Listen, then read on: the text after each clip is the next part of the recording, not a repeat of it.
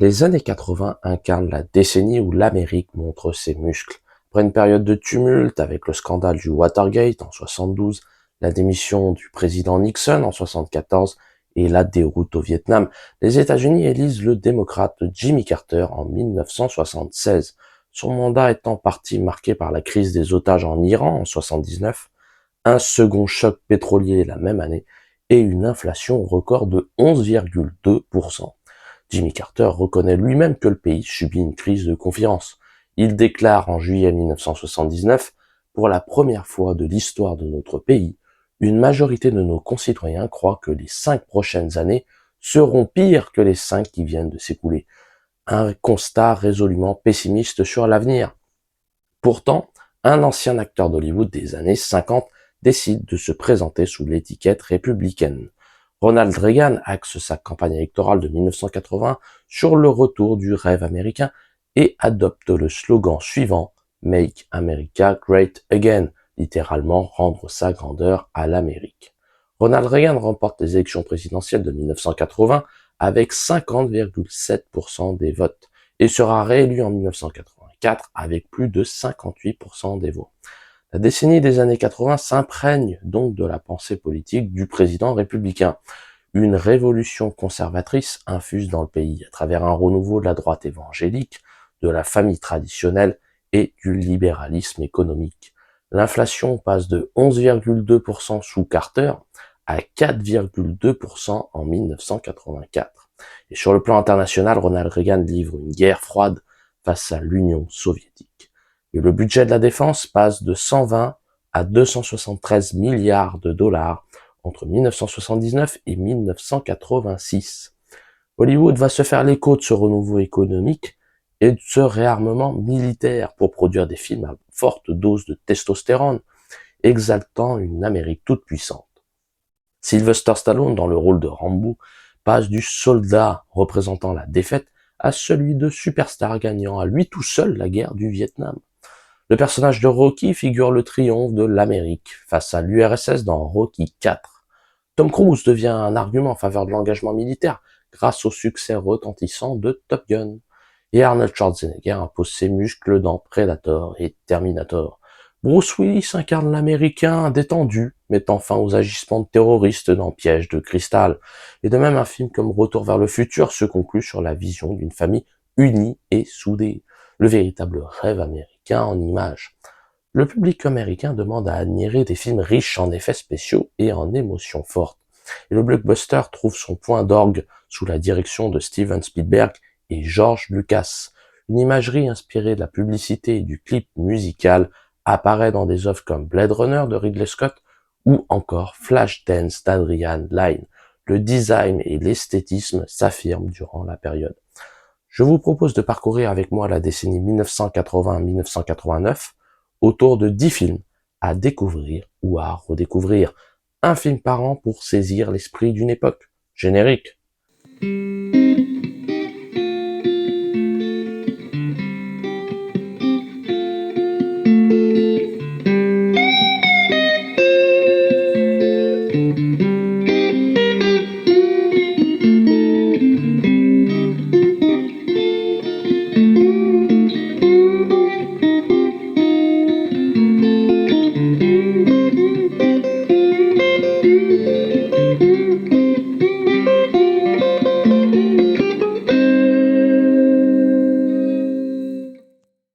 En 1980, les Blues Brothers célèbrent une partie de l'histoire de la musique américaine.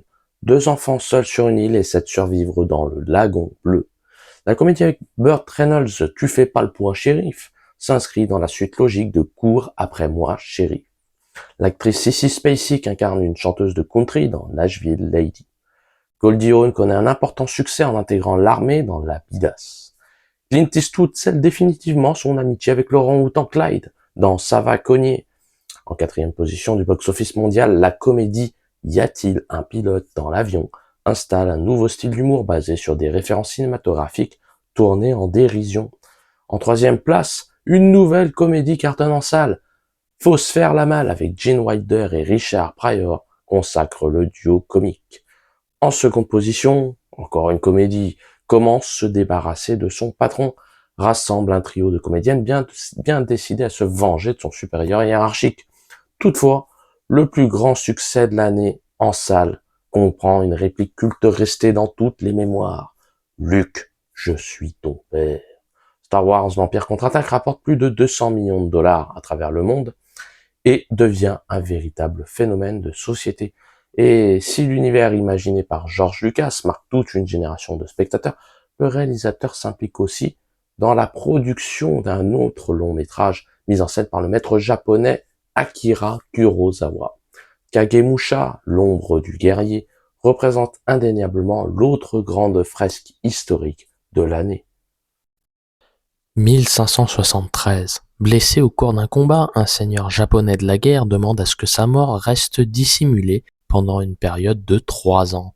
Engagé comme sosie, un voleur reçoit la tâche d'incarner le chef du clan Takeda. Le maître Akira Kurosawa signe une grande épopée sur l'illusion et les faux semblants. Endossant le rôle d'un autre, l'imposteur accepte de renoncer à son identité au service d'une cause plus grande que lui. Une fastueuse parade de propagande suscite l'espoir de la population. Associant le brio de sa mise en scène à celle de simulacres de rituels, le réalisateur se livre à une brillante mise en abîme. L'illusion véhiculée par ce grand théâtre se révèle à ce point troublante qu'elle finit par contenir une part de vérité. Véritable tragédie inspirée de Shakespeare, Kagemusha crée un mythe dans le mythe. Palme d'or au Festival de Cannes, le film d'Akira Kurosawa démontre comment une simple apparence peut transcender un vivant tout en construisant la légende d'un mort. En 1981, la comédie Bandit Bandit du Monty Python Terry Gilliam réussit à se hisser à la 10e place du box-office mondial. Une autre comédie méconnue, Les 4 saisons, raconte les vacances d'un homme marié avec sa nouvelle petite amie, bien plus jeune que lui. Roger Moore incarne un James Bond tombant sous le charme de Carole Bouquet dans Rien que pour vos yeux. Le grand vainqueur des Oscars, les Chariots de Feu, célèbre une grande victoire sportive aux Jeux Olympiques de 1924. Et Burt Reynolds s'impose à nouveau dans la comédie L'équipé du Cannonball. La future équipe de SOS Fantôme se fait remarquer par le public pour la comédie Les Bleus. En 4e position, encore une comédie, Arthur raconte l'histoire d'un jeune millionnaire devant épouser sa nouvelle petite amie encore. En 3e position, le sens de l'humour du vétéran Henry Fonda continue de séduire Katharine Hepburn dans La Maison du Lac. À 2e place du box-office mondial, le célèbre archéologue Indiana Jones devient une icône instantanée dans Les Aventuriers de l'Arche perdue. Toutefois, un célèbre super-héros remporte la première place. Superman 2 totalise plus de 200 millions de dollars récoltés. Si 1981 représente la seconde année où le genre de la comédie domine, une équipe allemande de tournage séjourne dans un sous-marin durant près de 6 mois. Das Boot de Wolfgang Petersen présente le quotidien de sous-mariniers allemands durant la Seconde Guerre mondiale avec une intensité impressionnante. 1941. À la suite d'un rude combat contre un destroyer inconnu, un sous-marin allemand s'échoue au fond de l'océan Atlantique. L'équipage tente désespérément de remonter le bâtiment de guerre à la surface. Tournée en partie à l'intérieur d'un véritable bateau, la version Director's Cut de 3h30 développe la fraternité se nouant entre les différents membres. La caméra déambule avec une impressionnante fluidité dans les étroits couloirs du paquebot. Au cœur d'un décor austère et métallique s'expriment les émotions humaines, la joie, la peur, l'angoisse, la colère. Jouant malicieusement avec leur chant, le cinéaste installe une palpable tension visuelle et sonore. Enfermé avec les personnages, le spectateur se confronte à la réalité de la situation vécue à l'écran. Sur le plateau de tournage, les acteurs évoluent en huis clos dans des conditions difficiles. De nombreux gros plans montrent des comédiens réellement exténués. Une immersion peu commune en compagnie des invisibles de la Seconde Guerre mondiale. En 1982, Burt Reynolds continue d'attirer les foules en incarnant un shérif dans la comédie La cage aux poules. Une orpheline de 10 ans cartonne dans le film musical Annie de John Huston. Une autre petite fille assiste à des phénomènes paranormaux dans Poltergeist. Le duo Eddie Murphy-Nick Nolte amuse le public dans la comédie policière 48 heures. Beau succès pour 2 suites de grandes franchises, Rocky 3 et Star Trek 2. Une bande d'adolescents cherche à assouvir ses fantasmes dans la comédie Porky's. Sur le podium, nous retrouvons en troisième place Richard Gere, dans la peau d'un officier de l'aéronaval dans Officier et Gentleman. À la seconde place, Dustin Hoffman se travestit et fait rire les spectateurs dans Tootsie. Toutefois, le plus grand succès de l'année vient d'une autre planète. Si E.T., l'extraterrestre, cherche désespérément à rentrer à la maison, le public de la planète Terre l'adopte définitivement. Le film de Steven Spielberg rapporte plus de 350 millions de dollars au box-office mondial. De nombreuses peluches, figurines, albums musicaux se vendent comme des petits pains. Le merchandising s'impose. 1982 représente aussi l'année de sortie d'une violente charge politique. Avec Dressé pour tuer, le réalisateur Samuel Fuller adapte courageusement le roman Chien blanc de Romain Gary.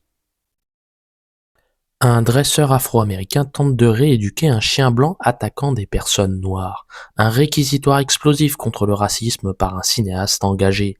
Très critique au sujet de la politique de son pays, le vétéran d'Hollywood Samuel Fuller poursuit son exploration des minorités opprimées.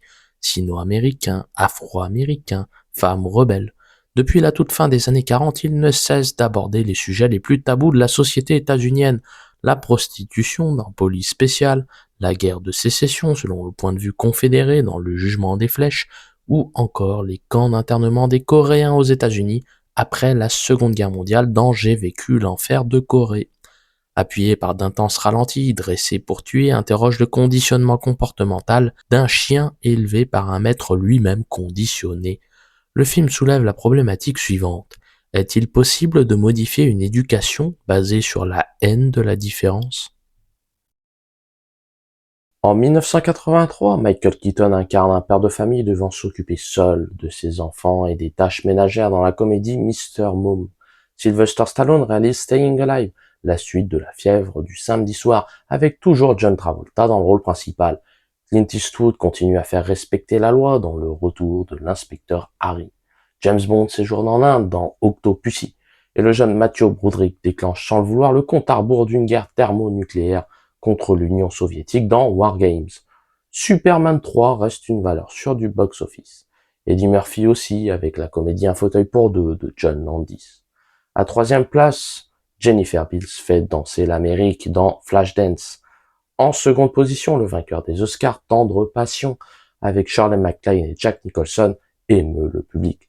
Toutefois, l'événement de l'année célèbre la fin des aventures de Luke Skywalker dans Star Wars, le retour du Jedi. L'univers créé par George Lucas rapporte plus de 250 millions de dollars au box-office mondial.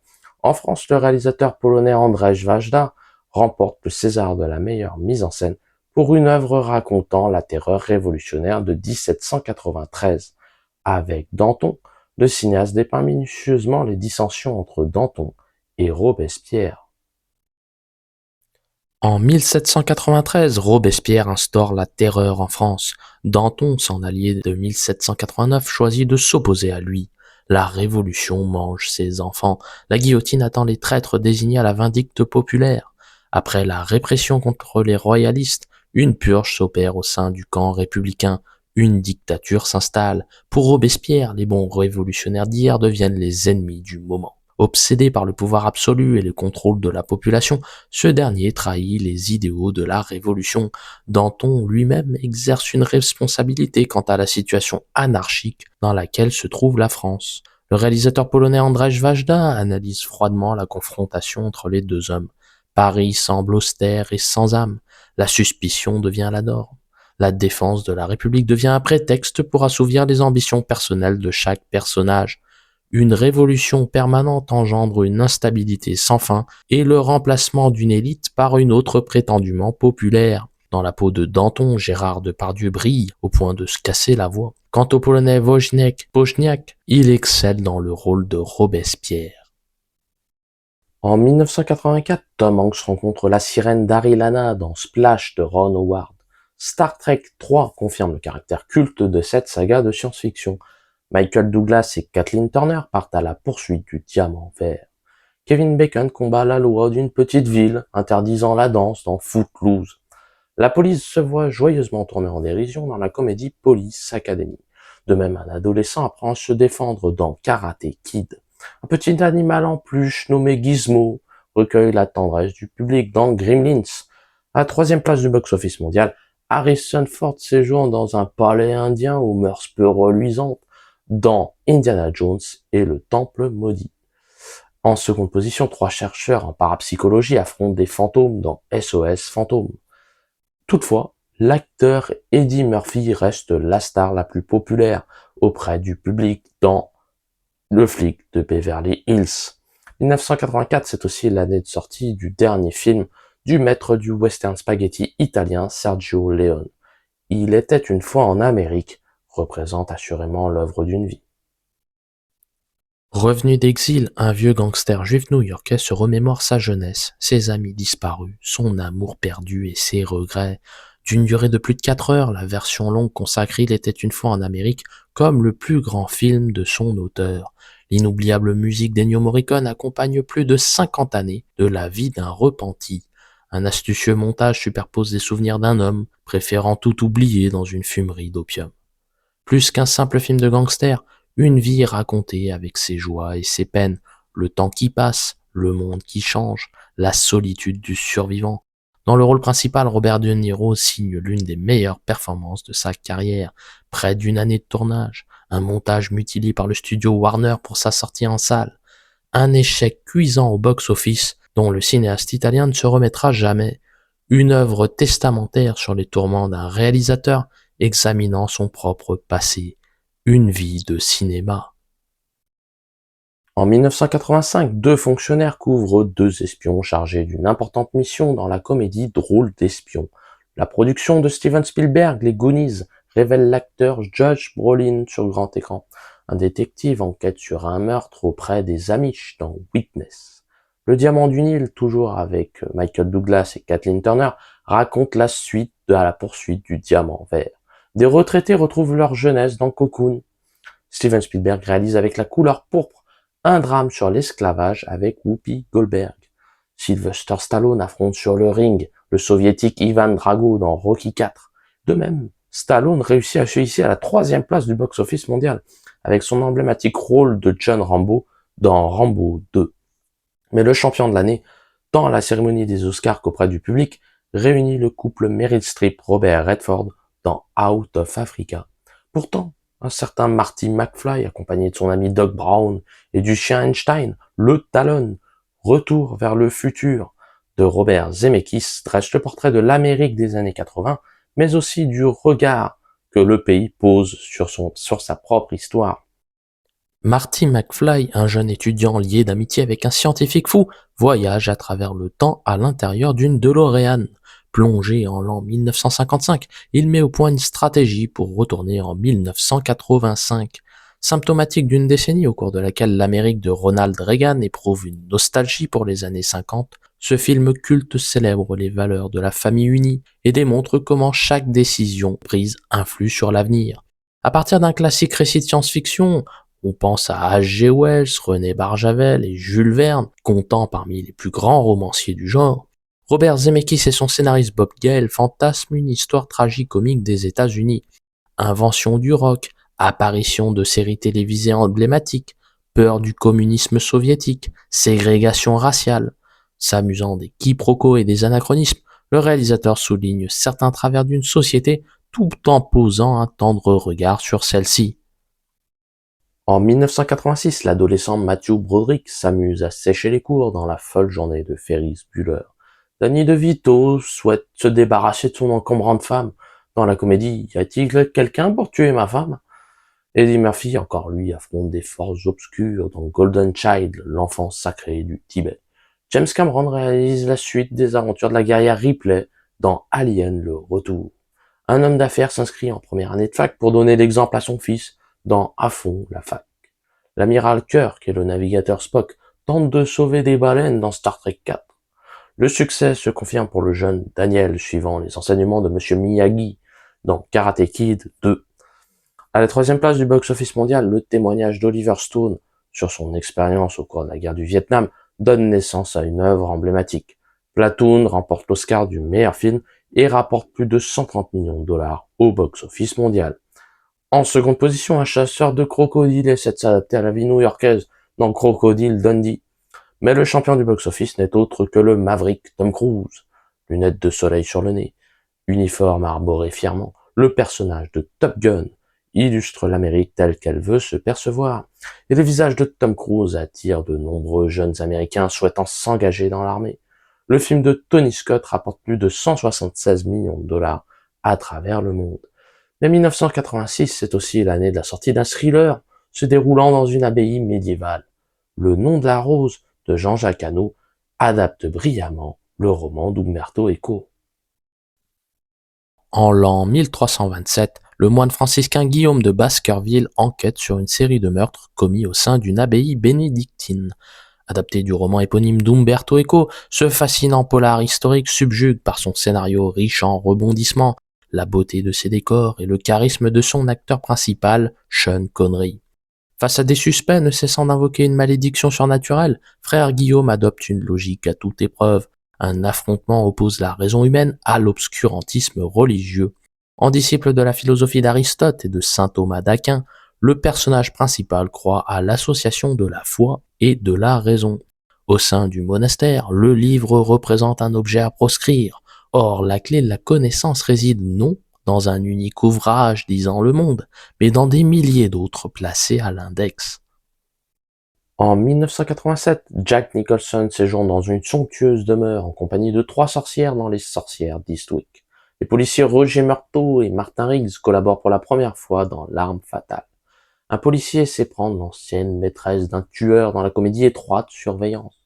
Et Michael J. Fox renoue avec le succès dans la peau d'un jeune diplômé réussissant sa vie professionnelle dans Le secret de mon succès. Une série culte connaît une adaptation réussie sur grand écran avec Les Incorruptibles de Brian De Palma. Nicolas Cage tombe amoureux de la chanteuse Cher dans Éclair de lune. Robin Williams tourne en dérision la guerre du Vietnam dans Good Morning Vietnam. À 3e place du box-office mondial, Eddie Murphy reprend son rôle d'Axel Foley dans Le flic de Beverly Hills 2. En seconde position, Michael Douglas ne sait pas comment se débarrasser de la psychopathe Glenn Close dans Liaison fatale. Toutefois, le film arrivé en tête du box-office n'est autre que le remake du film français 3 hommes et un couffin. 3 hommes et un bébé rapporte plus de 160 millions de dollars au box-office mondial. L'année 1987, c'est aussi la sortie du grand gagnant de la cérémonie des Oscars. Le dernier empereur de Bernardo Bertolucci associe le cinéma d'auteur européen à la grande fresque hollywoodienne. En 1950, le dernier empereur de Chine, accusé par l'État communiste de complicité avec l'ennemi japonais, se défend face à ses opposants. Film historique à plusieurs titres. En effet, l'Italien Bernardo Bertolucci tourne la première œuvre de fiction à l'intérieur de la cité interdite. 6 mois de tournage, 19 000 figurants, 9 000 costumes, 300 techniciens chinois, italiens et anglais. Véritable récit sur l'apprentissage de l'exercice du pouvoir par un enfant, le projet aborde près de 60 ans d'histoire de la Chine.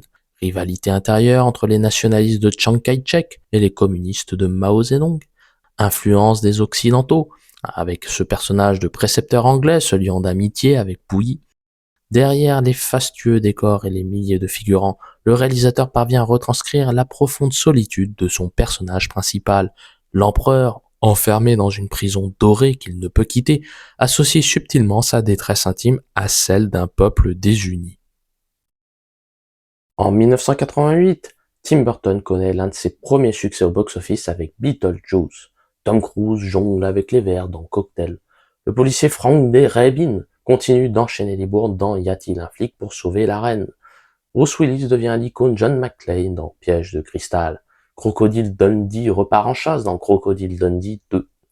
Danny DeVito incarne le frère d'Arnold Schwarzenegger dans Jumeaux. Tom Hanks interprète le rôle d'un enfant prisonnier dans le corps d'un adulte dans la comédie Big. À 3e place, Eddie Murphy encore et toujours. Couronne sur la tête, il continue à faire rire l'Amérique dans Un prince à New York. En seconde place, Dustin Hoffman livre l'une des meilleures performances de sa carrière face à Tom Cruise dans Rain Man. Toutefois, un film réalisé par Robert Zemeckis triomphe au box-office mondial, entremêlant habilement les prises de vue réelles à l'animation. Qui veut la peau de Roger Rabbit rapporte plus de 230 millions de dollars. Un succès mérité avec l'ombre de Steven Spielberg à la production. Mais l'année 1988 est aussi celle de la déclaration d'amour d'un jeune cinéaste italien au cinéma. Avec Cinema Paradiso, Giuseppe Tornatore séduit les cinéphiles du monde entier et remporte l'Oscar du meilleur film étranger. À la fin des années 80, un cinéaste renommé apprenant la mort de son mentor retourne en Sicile sur les lieux de son enfance. Giuseppe Tornatore signe une œuvre ancrée dans les souvenirs d'un homme regardant le monde avec les yeux d'un enfant. Pour ce dernier, la bobine de pellicule représente sa Madeleine de Proust. Partagé entre l'église et la salle de cinéma, le petit Salvatore s'émerveille devant la magie du grand écran et s'amuse à contempler l'attitude outrée du curé de son village. Déclaration d'amour au 7e art, Cinéma Paradiso propose une réflexion sur l'écoulement du temps. Bénéficiant de la musique chaleureuse et émouvante d'Ennio Morricone, le film touche par l'importance accordée à l'esprit de famille. Nous voyons le foyer à la maison, les cinéphiles réunis dans une même salle, les camarades de classe, les croyants à l'église. À l'instar d'une religion, le cinéma incarne en Italie un espoir partagé et fédérateur. En 1989, Steve Martin gère comme il peut sa famille dans la comédie Portrait craché d'une famille modèle. Morgan Freeman se fait remarquer par le public dans le film oscarisé Miss Daisy et son chauffeur. Les chasseurs de fantômes continuent leur mission dans SOS Fantôme. Marty McFly non plus n'en a pas fini avec le voyage dans le temps dans Retour vers le futur 2. Roger Marteau et Martin Riggs non plus n'en ont pas fini de traquer les criminels dans L'Arme Fatale 2. Un professeur réduit ses enfants à la dimension du petit pousset dans Chérie, j'ai rétréci des gosses. John Travolta incarne un babysitter dans Allô maman, ici bébé.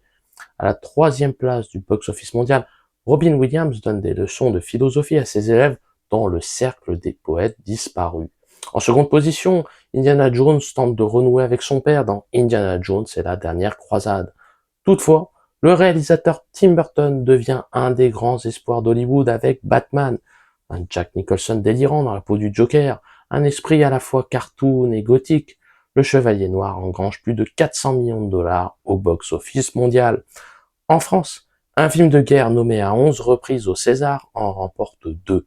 Bertrand Tavernier raconte la France de l'immédiate après Première Guerre mondiale avec une grande justesse dans La vie et rien d'autre. Peu après la fin de la Première Guerre mondiale, une épouse française recherche, avec l'aide d'un officier, son mari disparu sur le champ de bataille. Historien méticuleux de la France endeuillée du début des années 20, le réalisateur Bertrand Tavernier raconte un grand récit sur le soldat inconnu. De nombreuses séquences évoquent la construction d'un mythe, suscitant l'espoir au cœur du chaos. En toile de fond se dissimule une intimité amoureuse entre le commandant de la Plane et la mariée Irène. César du meilleur acteur Philippe Noiret, ébloui par son incapacité à exprimer ses sentiments. Quant à Sabine Azéma, elle alterne avec réussite entre intensité théâtrale et retenue émotionnelle. Le drame personnel d'un amour avorté rejoint la grande histoire de famille tentant vainement de se retrouver. De la décennie 1980-1989, nous pouvons retenir plusieurs éléments dans l'industrie hollywoodienne. La comédie semble tirer son épingle du jeu autour des figures de Burt Reynolds, Eddie Murphy, Bill Murray ou encore Leslie Nielsen avec la saga Y a-t-il un pilote dans l'avion. Steven Spielberg, George Lucas et Robert Zemeckis trônent au sommet du box-office avec les sagas Star Wars, Indiana Jones et Retour vers le futur. Sylvester Stallone consacre son statut de superstar avec Rocky et Rambo. De même, les franchises Star Trek et Crocodile Dundee s'imposent auprès du public. Tom Cruise incarne le visage d'une Amérique souriante dans Top Gun, et Tim Burton devient l'un des nouveaux espoirs d'Hollywood avec les succès consécutifs de Beetlejuice et Batman. Tom Hanks aussi avec Splash et Big. Soulignons aussi les débuts remarqués de la saga L'Arme Fatale. L'Amérique plébiscite majoritairement des œuvres de science-fiction, d'aventure, mais avec toujours une dimension burlesque et humoristique. Le témoignage d'un pays envisageant l'avenir sous un angle optimiste. Les succès au box-office révèlent l'état d'esprit du public, mais aussi celui d'un pays. Et si les années 80 décrivent les rêves et fantasmes des États-Unis, la décennie suivante des années Clinton sera celle, entre autres, des films catastrophes et des thrillers sombres et réalistes. N'hésitez pas à me dire dans les commentaires quels sont pour vous vos 10 films préférés de la décennie. Et si vous avez aimé cette vidéo, n'hésitez pas à liker, commenter, partager et à vous abonner à la chaîne. Et moi, je vous dis à la semaine prochaine.